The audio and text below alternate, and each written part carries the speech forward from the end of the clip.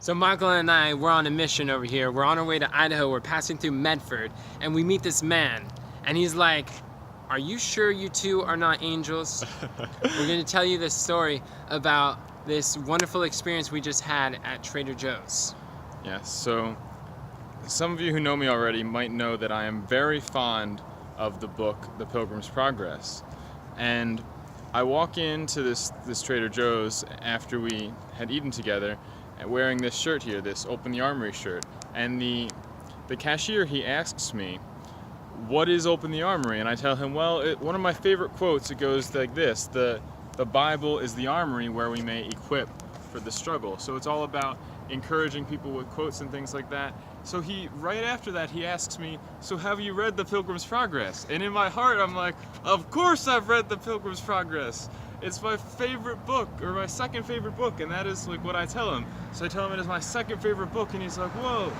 And like Pilgrim's Progress is one of my favorite books too, and he tells me all about this, and he's like, "Hey, I was writing this book, a children's book, and you might not, if you're a purist, you might not really like it, because it changes up the words so that they rhyme. I'm getting this illustrated, it's going to be published in a few months." And I was like, whoa, of Pilgrim's Progress in rhyme, and my brain went somewhere, and I was like, I know something like that.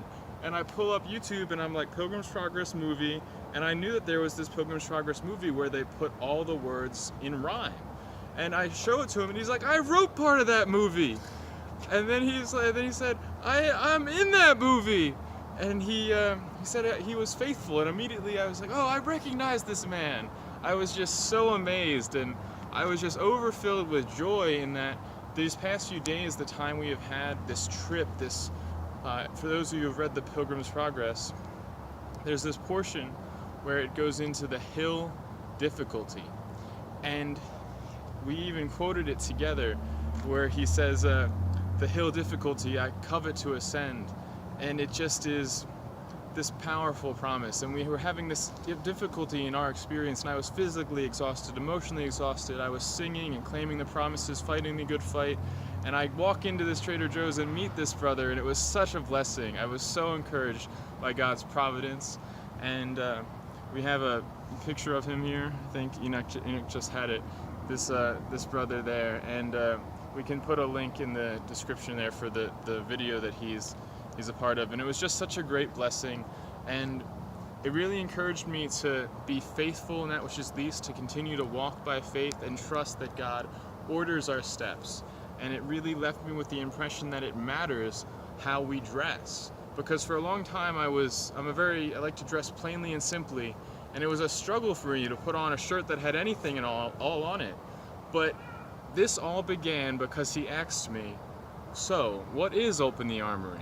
So I encourage you to not only be faithful and to trust in God, but to dress in a way that causes people to ask a question, whether it be because you wear a dress or you wear suspenders or whatever it is that you do, but prompt people to ask you, what is the reason for the hope that is in you? What is Open the Armory? What is on your shirt?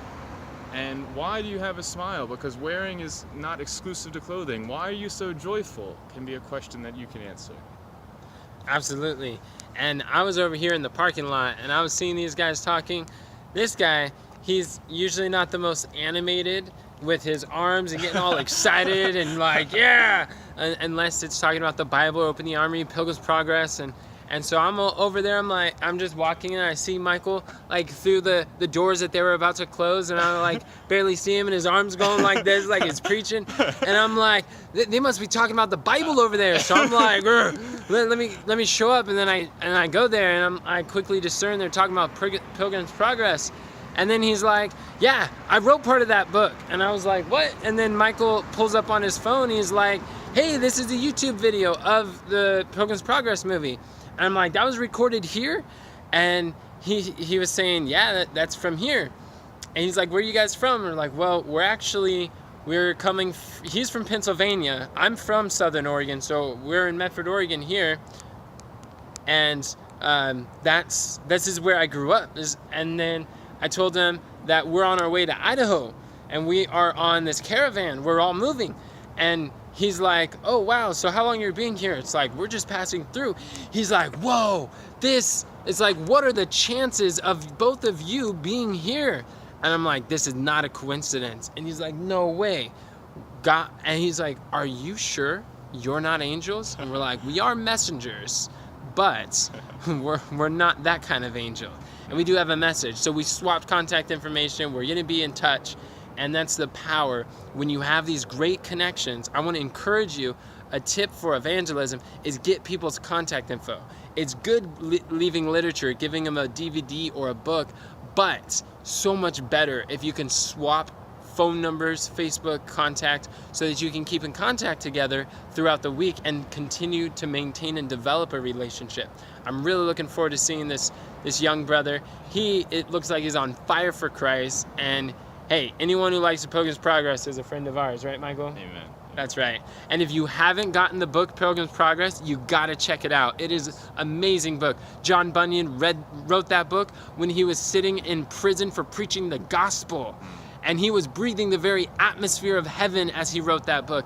And through that, the light illuminating from those prison cells, it has led thousands of souls to the celestial cities. And it is our desire that you would be one of those souls to be led to the celestial cities as a result of that book. You've got to check it out. There's audiobooks online. There's movies of it on YouTube. It's just a very encouraging Christian allegory. There's a reason why it's his second favorite book. Amen. Amen.